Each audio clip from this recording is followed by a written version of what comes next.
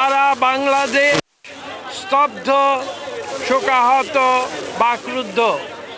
আজকে বাংলাদেশে 18 কোটি মানুষ হয়ে গিয়েছে, শোকাহত হয়েছে।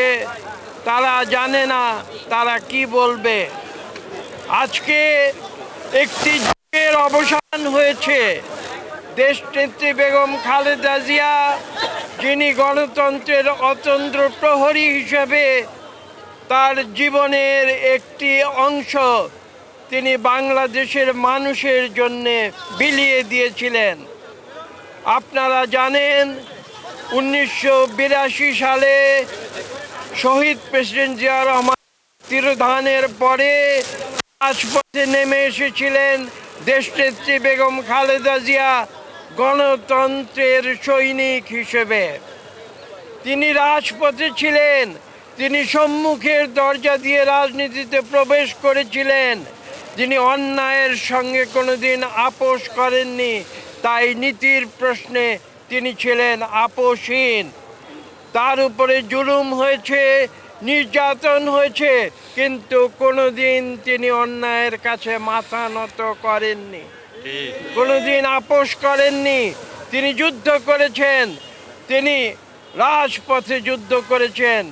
যখন 2009-এর পরে যখন স্বৈরাচারী আওয়ামী লীগ সরকারে নির্যাতন, অত্যাচার, মিথ্যা মামলা তার উপরে নেমে এসেছিল, তখন অনেকে তাকে পরামর্শ দিয়েছিল যে আপনি কেন এই কষ্ট আপনি সহ্য করছেন। তিনি বলেছিলেন যে আমি ন্যায়ের জন্য, আমি সত্যের জন্য আমি যুদ্ধ করছি, আমি সংগ্রাম করছি বাংলাদেশের মানুষের জন্য, আমি সংগ্রাম করছি বাংলাদেশের গণতন্ত্র পুনঃপ্রতিষ্ঠার জন্য। তিনি যেভাবে বাংলাদেশে একবার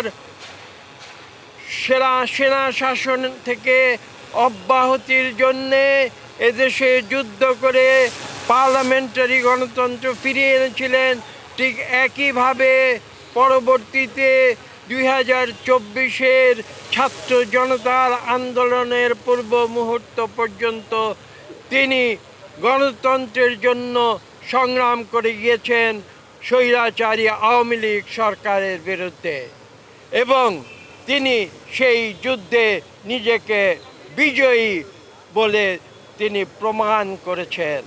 আজকে আমি যে কথা বলেছি, তিনবারের প্রধানমন্ত্রী, বাংলাদেশের প্রথম নারী প্রধানমন্ত্রী, বাংলাদেশের নারী শিক্ষার জন্যে যিনি সবার আগে কথা বলেছিলেন, সেই দেশনেত্রী বেগম খালেদা জিয়া আজকে পৃথিবী থেকে বিদায় নিয়েছেন।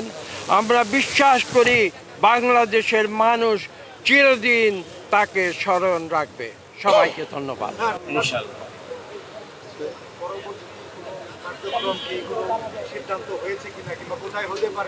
আপনারা সিদ্ধান্ত শিগগির জানতে পারবেন। আমরা কিছুক্ষণের মধ্যে আমাদের সভা আহ্বান করেছেন আমাদের জনাব তারেক রহমান।